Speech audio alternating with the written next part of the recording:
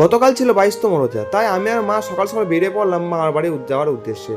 আর সেখানে আমরা রোজা ইফতারের আয়োজন করেছিলাম। আর এই রোজা ইফতারটা আমার মা, খালা, মামারা সবাই মিলে খুলেছিলাম নানার নামে। আর সকালে বাইরে বেরিয়ে দেখি বৃষ্টি নেমে গেছে, তাই পেট্রোল পাম্পে গিয়ে কিছুক্ষণ দাঁড়িয়ে পেট্রোল ভরে বেরিয়ে পড়লাম মামার বাড়ি যাওয়ার উদ্দেশ্যে। আর তারপর দেখি রাস্তায় কাজ চলছে, যেটা ছোটবেলা থেকে দেখে আসছি। আর এটা হলো কোকা-কোলা ফ্যাক্টরি, যেটা নতুন হচ্ছে। তারপর কিছুক্ষণের মধ্যে চলে আসছে আমার মামার বাড়ি, যেখানে গিয়ে দেখি আমার মামাতো ভাই বসে আছে আমার মায়ের কোলে, যার নাম জিহান। আর তারপর চলে যাই মসজিদ জোহরে নামাজ পড়ার জন্য। মসজিদে গিয়ে দেখে এখানে কাজ চলছে মোজাকের। তারপর চলে আসে আমি বাড়িতে এসে দেখে এখানে রাতে খাবারের জন্য আয়োজন করা হচ্ছে। আর ফলগুলো কেটে রেডি করা হয়েছে, যেটা এই খালি ঠোঙগুলো যেখানে বানানো হচ্ছে সেগুলোর মধ্যে ভরা হবে বলে। আর ওখানে কিছুক্ষণ কাজ করার পর আমি চলে যাই আসরে নামাজ পড়তে। আসরে নামাজ পড়তে গিয়ে এই দুই ভাইকে ক্যামেরার মধ্যে নিয়ে নিই। তারপর চলে আসে আমি বাড়িতে এসে দেখি সব কিছু রেডি হয়ে গেছে আর এখানে প্যাকিং করা হচ্ছে। আর এইদিকে আমি চিনির শরবত তৈরি করছিলাম।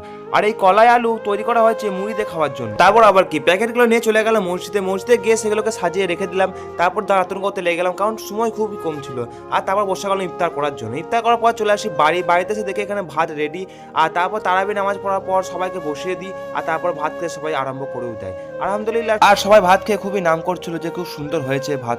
যাই হোক, তারপর এখানে লাস্ট পজিশন সবাইকে খাইয়ে আমরা নিজেরাও বাড়িতে এসে খেয়ে নিই। আর এখানে এসে মিনি ভ্লগটা শেষ করলাম। আজকের ভিডিওটা এতটুকুই। আজকের দিনটা খুবই ভালো ছিল আমার জন্য।